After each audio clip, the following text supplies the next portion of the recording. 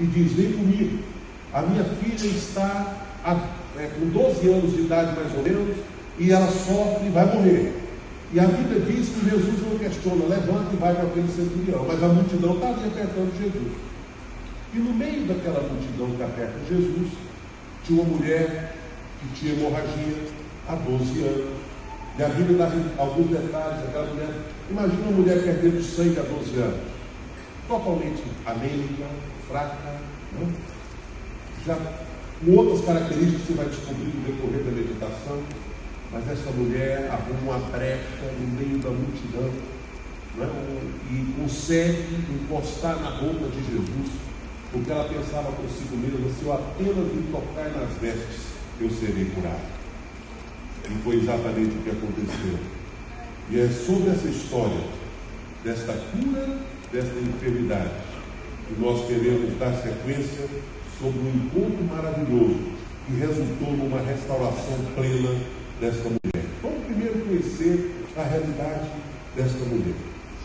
Esta mulher era cerimonialmente impura. O que significa dizer que esta mulher era cerimonialmente impura? Significa dizer que ela era uma mulher que não podia vir ao culto como nós estamos aqui hoje, sabia? Ela era rejeitada na igreja. Ela não podia cultuar e adorar a Deus. Pior ainda, ela não podia ter nenhum contato com nada que era sagrado, com nada que era puro. Havia uma lei levítica que dizia que a mulher, durante o seu ciclo menstrual, ela era impura. É uma lei cerimonial do Velho Testamento, lá em Levítico.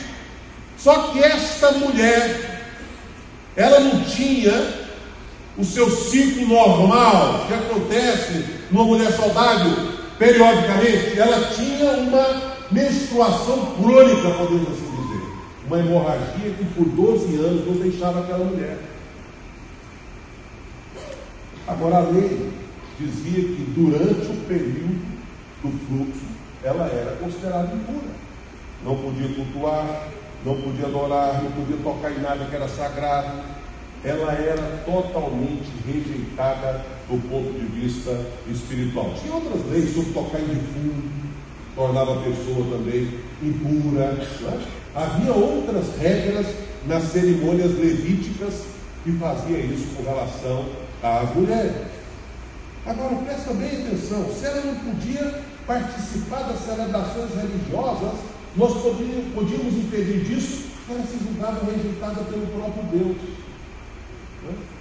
Deus me abandonou, porque me deixar com esta hemorragia, sendo considerada impura, isso realmente é um sinal de que Deus não me ama, não gosta de mim, não quer absolutamente nada comigo. Essa mulher era socialmente rejeitada. O que significa dizer que essa mulher era socialmente rejeitada? Significa dizer que ela era, de certa forma, as pessoas diziam assim: aquela ali, nós não podemos chegar perto, porque se eu chegar perto dela, eu também fico impuro. Se ela fosse casada, a Bíblia me disse, ela é, marido não tocava nela, filho não tocava. Era severo,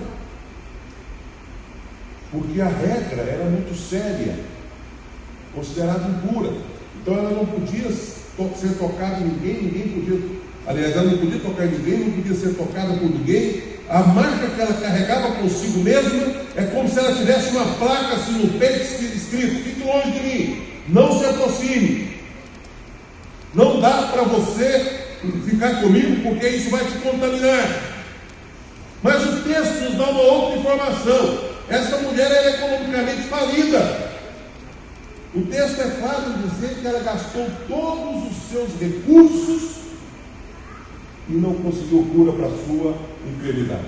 O que significa não conseguir cura para as suas enfermidades gastando todos os seus recursos? Significa que aquela mulher possivelmente tenha sido enganada. Lucas é médico. E ele aqui não está faltando com a ética, ele está apenas sendo sincero. Talvez ele está dizendo, enquanto ela tinha dinheiro, os médicos ainda davam para ela um pouquinho de esperança. porque ela tinha dinheiro. O dia que o dinheiro acabou, os médicos diziam para ela que não tinha mais jeito. A sua doença era para toda a vida. Então ela era também uma mulher economicamente quebrada. Padeceu muitos anos nas mãos de muitos médicos. Enfim, se a gente tiver que resumir o problema, a gente diria que aquela mulher era uma mulher afligida, uma doença longa de 12 anos, rejeitada pela sociedade, rejeitada pelos religiosos, rejeitada pela família, doente. Ela sofria de preconceito, de bullying, estava sem esperança, fraca, cansada, não podia contar com absolutamente ninguém, nem com a igreja ela podia contar. A sociedade, que era de certa forma definida pela posição social, quem tem dinheiro, quem não tem dinheiro, também não tinha interesse naquela mulher, porque era uma mulher quebrada, falida. Os mercenários e aproveitadores que já tinham arrancado tudo dela, agora desapareceram. Esta era a descrição desta mulher. O resumo do que esta mulher, na verdade, representava. Deixa eu te fazer uma pergunta. O que você faz quando a estrada chega ao fim? Quando você parece estar em um beco sem saída? Eu não vou perguntar, mas eu acredito que uma boa porcentagem de todos nós que estamos aqui nesta noite já estivemos numa situação em que parece que era o fim da linha. Não tinha mais jeito. Não dá mais para continuar andando. O caso dela foi recurso da saúde, mas e no seu caso, qual é? Quando você pensa assim, olha, o dinheiro acabou, os amigos foram embora, estou no fundo do poço, será que ainda tem saída para mim? Será que ainda tem jeito de eu sair dessa situação que eu me encontro? Se você não sabe responder essas perguntas, você fica totalmente baratinado.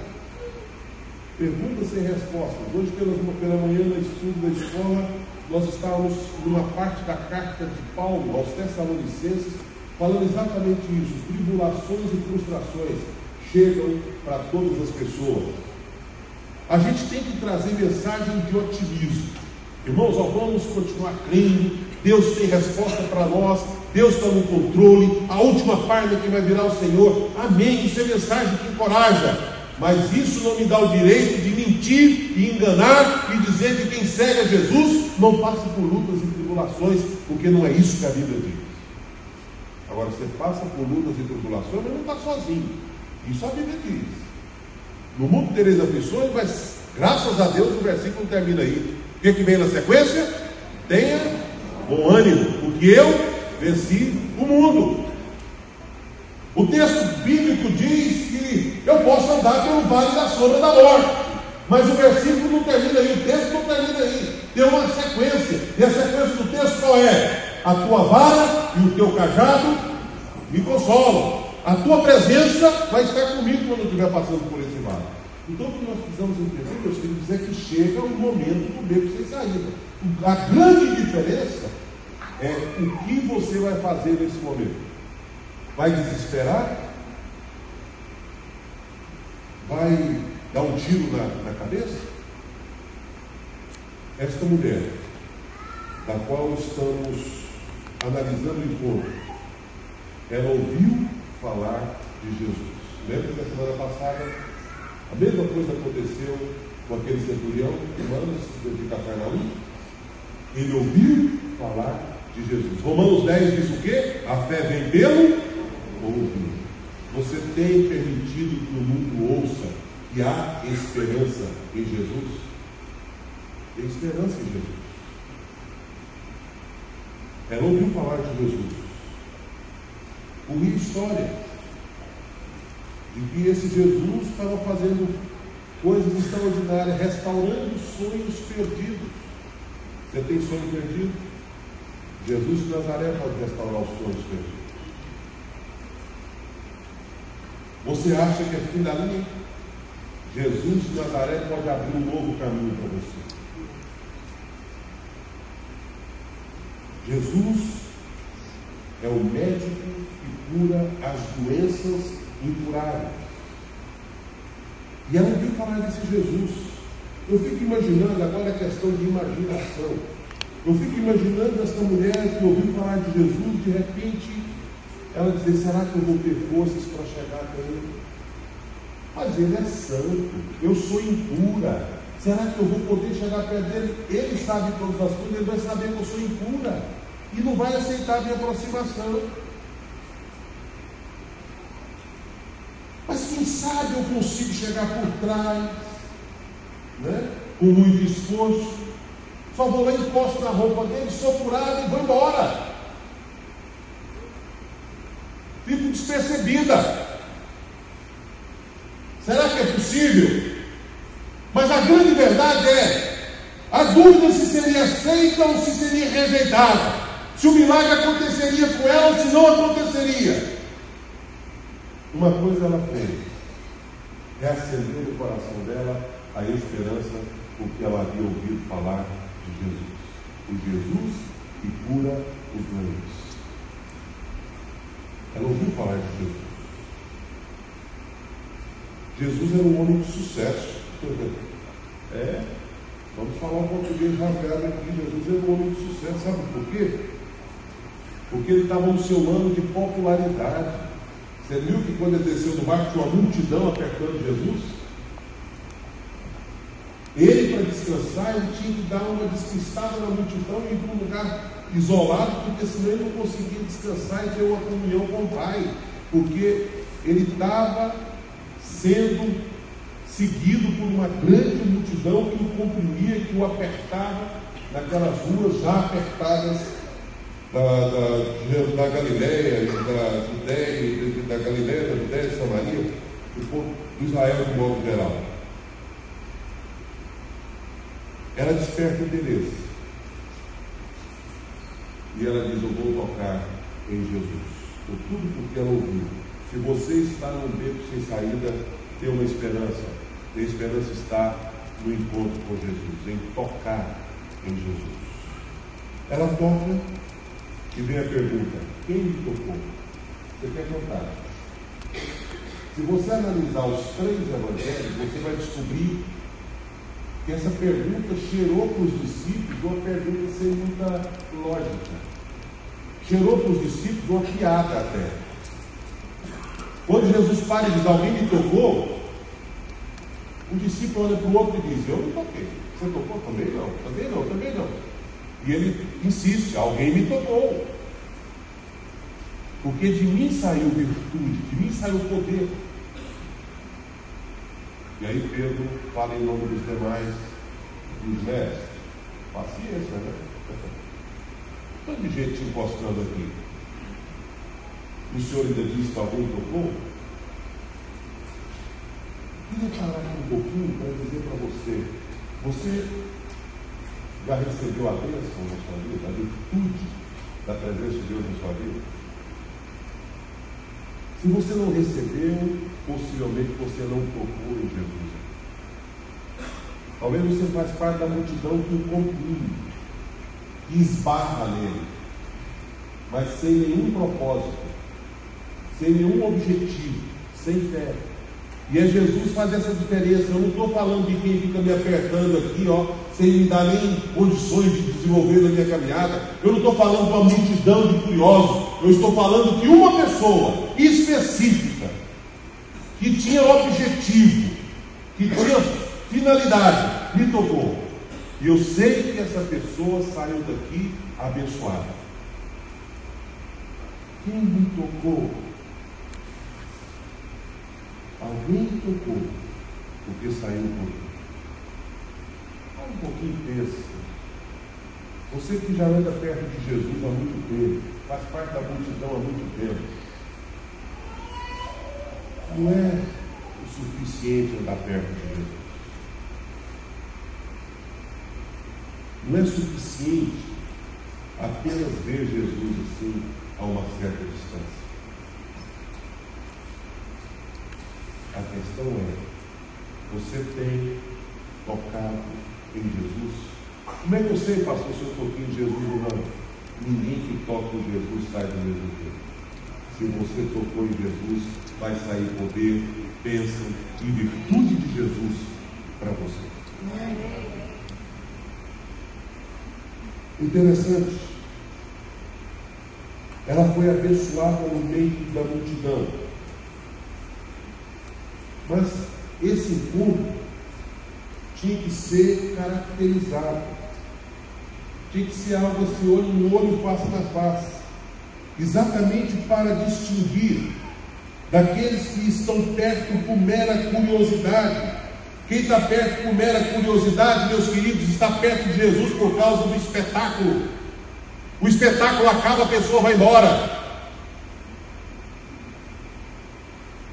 Muita gente está perto de Jesus apenas por causa do espetáculo. Infelizmente. Eu sou curioso.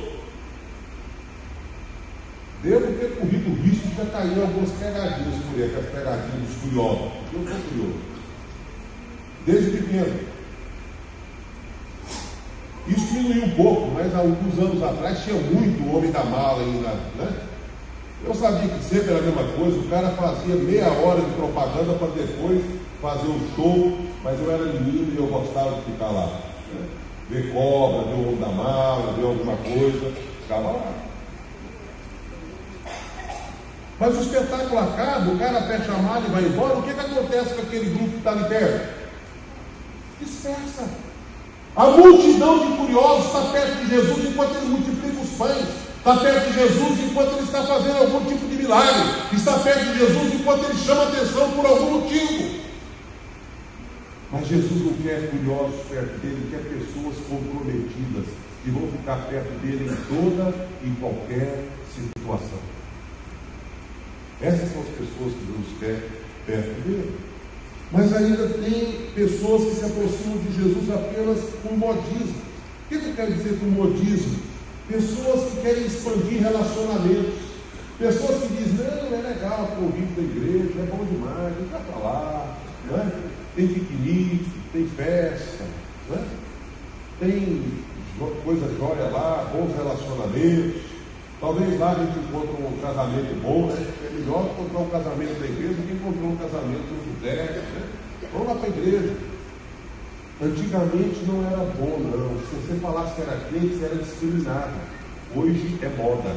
E na época de Jesus também era muito interessante, né? Jesus era o personagem do momento. Vamos ficar perto de Jesus. Tem muita coisa boa acontecendo, vamos ficar perto de Jesus. Hoje em dia tem muita gente enchendo as igrejas. Hoje de manhã nós estávamos falando sobre igreja. E eu estava dizendo, permita quem estava aqui de manhã, eu repeti. Eu estava dizendo que, por 2 vezes recentemente, tanto a igreja quanto a minha vida pessoal, permite dar esse exemplo, sem nenhuma vaidade, só para ilustrar o que eu quero ilustrar. Por 2 vezes recentemente, isso acontece diversas vezes, mas recentemente aconteceu 2 vezes seguidas, que alguém chegar e dizer para mim, pastor, eu estou com esse projeto. Vê se você concorda. Eu disse, fantástico, olha, só um projeto, faz. Você podia prestar seu nome? Porque você está aqui na cidade há mais de 30 anos. Você é coerente, eu sei que se você falar que é seu esse projeto, vai dar certo. Confesso que esteja doido, sabe? Olha que beleza. Aí veio o segundo, pastor, estou querendo começar uma reunião de pastores. Pode ser aqui com você na igreja, porque aqui não tem discriminação, tem todo mundo. Se eles fizeram um lugar tal, fulano Beltrano não vai. No lugar tal, fulano Beltrano não vai. Aqui não, aqui o senhor tem respeito, a igreja é princípio, tem respeito, tal. Depois eu fui pensar comigo mesmo, compartilhei com a equipe pastoral desse mês. Não deveria ser assim com todo mundo? Por que tem que ser assim com um grupo só, com um setor só? Não deveria ser todo mundo assim? E nessa reunião a gente estava analisando exatamente isso. O que adianta a gente pregar para o mundo de fora uma coisa que não está acontecendo aqui dentro? Eu digo no meio das igrejas de modo geral. E aí você tem estatísticas maravilhosas. A igreja de Goiânia está chamando a atenção do mundo. como uma igreja que cresce, as igrejas em Goiânia são boas, algumas igrejas se destacam no cenário internacional, outras igrejas, mesmo sendo menores, são igrejas equilibradas, igreja que tem bom louvor, igreja não sei o quê, tem destaque pra caramba. Mas será que a gente pode ficar tão orgulhoso quando a gente descobre que o destaque da mídia não é a igreja? O destaque da mídia é as cachoeiras da vida? Quer dizer, o que adianta a igreja estar crescendo tanto se nós temos tanta corrupção, violência, mentira acontecendo no nosso meio? Eu acho que uma coisa deveria paulatinamente ir eliminando a outra. A igreja cresce, paralelo ao crescimento da igreja, deveria ter uma diminuição da mentira, da violência, da corrupção, não é verdade? Mas se a igreja está crescendo, a sociedade tem que mudar. Se a sociedade não está mudando, nós temos que questionar esse crescimento. Sabe qual é a conclusão que eu chego? É que nós temos multidão de hoje. Multidão. Quem que assistiu aí essa audição? É uma propaganda, não assistiu a audição acontecer, nem foi televisionada, mas uma propaganda do Ídolos em Goiânia. Eu vi lá na televisão ontem e achei muito engraçado, porque de 3 que estavam lá dando uma palhinha para o repórter, 2 cantavam músicas evangélicas. Vocês viram isso? 2 cantaram músicas evangélicas. É essa a nossa cidade. Goiânia. O repórter falou, é música gospel, né? É música gospel. Bonito isso. Mas será que a nossa igreja está crescendo? Ou será que temos modismo, multidão, sem transformação, sem genuíno toque em Jesus? Ali uma multidão. Mas Jesus quer saber quem lhe tocou. Aqueles que procuram Jesus por mero interesse. Gostei da comparação que um pregador fez, e eu li isso na internet, de um Jesus utilitário. E ele comparou o Jesus utilitário com o canivete suíço. Jesus utilitário com o canivete suíço. Tem chave de fenda, tem tesoura, tem alicate, tem abridor de garrafa. Eu uso para as minhas necessidades, para o meu interesse. Esse é o Jesus que muita gente procura. Aí você fala, você quer ter compromisso com esse Jesus? Levar esse encontro com Jesus a sério? E você percebe que poucos têm esse compromisso com Jesus e querem levar Jesus a sério. Mas felizmente, alguns se aproximam com plena confiança. E ela dizia, se eu apenas tocar. Se eu apenas tocar. Sabe? Eu quero ficar perto dele, eu sei que ele tem poder para me curar. Eu confio na sua graça e no seu poder. E se eu lhe tocar nas vestes, eu vou ser curado. Ele não vai me enganar. Agora Jesus não pergunta. Lá na frente ele perguntou, quem me tocou? Agora Jesus afirma, alguém me tocou, porque de mim saiu poder. Só que Jesus não deixa a mulher ir embora. Eu já estou caminhando para terminar. Eu queria que você não perdesse esses minutinhos finais. Jesus não deixa a mulher ir embora. Será por quê? Ele diz, alguém me tocou. E esse alguém não vai embora sem conversar comigo. Eu não disse isso, mas está explícito no texto. Eu quero ter esse encontro com a pessoa que me tocou. Alguém me tocou. Antes de falar a respeito das implicações dessa identificação com Jesus que ele requer, que ele exige, eu gostaria de só lembrar de uma coisa. A ênfase da mensagem não é essa hoje, sobre o toque. Mas você já sabia a importância do toque? O toque é curador em todos os sentidos. Eu estava lendo uma reportagem até sobre crianças, bebês. Eles estão desenvolvendo uma técnica de massagem para bebês. E eles dizem que nitidamente o bebê que recebe massagem dormem, sonos mais tranquilos, sonos mais longos. A massagem faz bem para as crianças. Pastor que fala para casais, estava ouvindo a pregação dele e ele estava dizendo que em Brasília terminou uma das suas conferências, uma moça, sei lá, talvez próximo dos 20 anos, ele pregando a respeito de toque. Ela veio chorando e disse assim: pastor, meu pai nunca me abraçou, nunca me deu um beijo, nunca cantou parabéns para mim. E ela disse que começou a contar e desabou a chorar. Sofria de uma profunda doença emocional, porque ela nunca tinha recebido um toque despretensioso, carinhoso do seu próprio pai.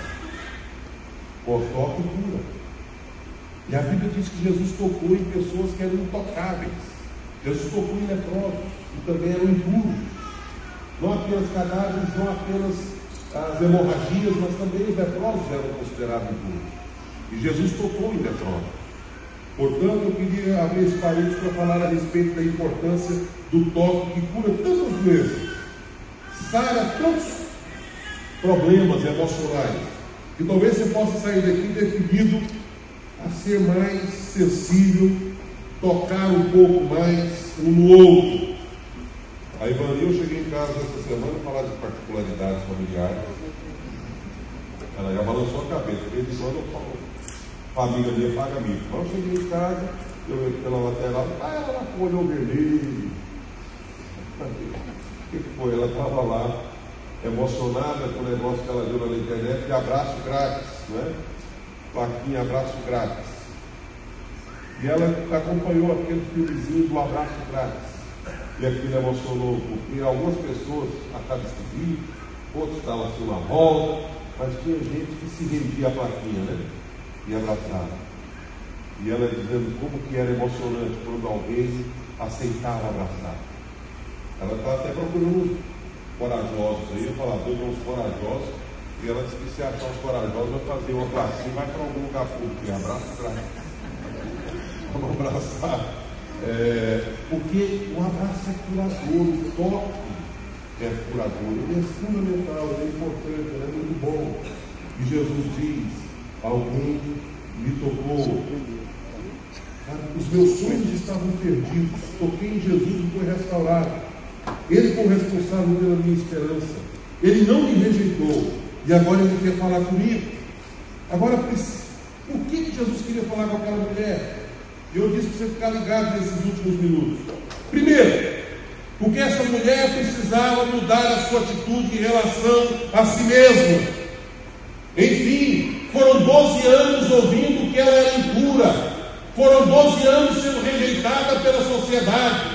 12 anos abandonada pela família. 12 anos sem poder entrar para uma igreja. 12 anos sofrendo discriminação. Vocês acham que aquela mulher não tinha uma enfermidade interna, uma enfermidade pessoal que precisava ser restaurada? Jesus não podia deixar aquela mulher embora. Eu quero saber quem me tocou. Quem me tocou precisa de mais milagres na vida. Não basta parar com a hemorragia, precisa também ser restaurada emocionalmente. Alguém me tocou e eu quero que essa pessoa saia daqui não apenas com uma cura física, mas também com uma cura emocional. Alguém me tocou. E esse alguém que me tocou não pode ficar oculto. É uma pessoa que está partida, quebrada, em pedaços, jogada no lixo. Essa pessoa precisa ser restaurada. Não dá para ficar do jeito que está. Você não pode ficar escondido, meu irmão, minha irmã. Você não pode ficar escondido. Você não pode ficar escondido. Você que tem que corajosamente dizer como aquela mulher: Senhor, fui eu. O que mais eu preciso fazer na minha vida? Fui eu que te tocou. Completa a obra, pode completar. Fui eu que te tocou. Jesus não podia deixar aquela mulher embora porque ela precisava revisar a sua relação com as outras pessoas. Gente que tinha uma oportunidade maravilhosa e tinha Jesus maravilhoso. Jesus disse: essa mulher que foi rejeitada pela sociedade vai ter agora a oportunidade de restaurar o relacionamento social. À medida que ela abre a boca e fala na frente de uma multidão, a multidão agora vai ter que ver que aquela mulher foi curada. Eles não precisam mais fugir dela, eles não precisam mais rejeitá-la. Aquela mulher foi reintegrada à sociedade. Por isso ela não podia ir embora. Alguém me tocou. Apresente-se, porque eu preciso restaurar o seu relacionamento social. Apareça.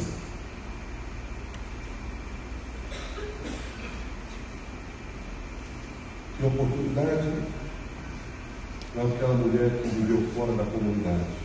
Agora ela podia diante de todos declarar: estou curada,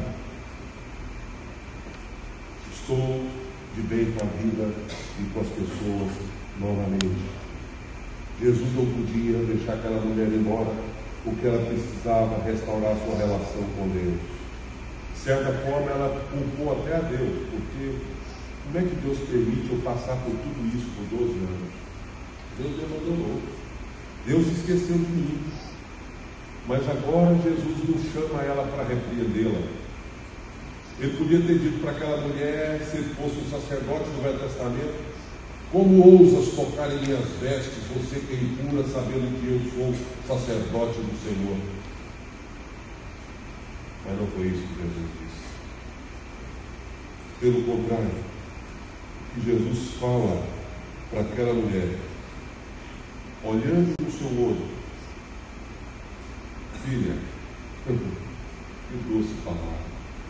Há quanto tempo aquela mulher não ouvia essa palavra? Filha, você já está curada. A tua fé te curou. Gente, essa frase é extraordinária para alguém rejeitado, para alguém abandonado, como ela estava durante tanto tempo. Filha, a tua fé te curou. Chamou ela carinhosamente de filha. Dessa forma, sua relação com Deus foi restaurada. Meu irmão e minha irmã, o impuro pode, no período da graça, tocar o puro. A lei cerimonial foi cumprida em Jesus. A lei moral não, continua. Mas a cerimonial acabou. Acabou. Pedro, que tinha preconceito, viu um lençol e uma visão com os animais impuros, dizendo: mata o povo, porque não podemos considerar impuro aquilo que Deus purificou. Você não é mais impuro. Ou melhor, você pode até ser impuro, mas você pode tocar em Jesus, o puro, e Ele não vai te rejeitar. Você não vai ter problema. Jesus mesmo deu o exemplo disso tocando nos leprosos.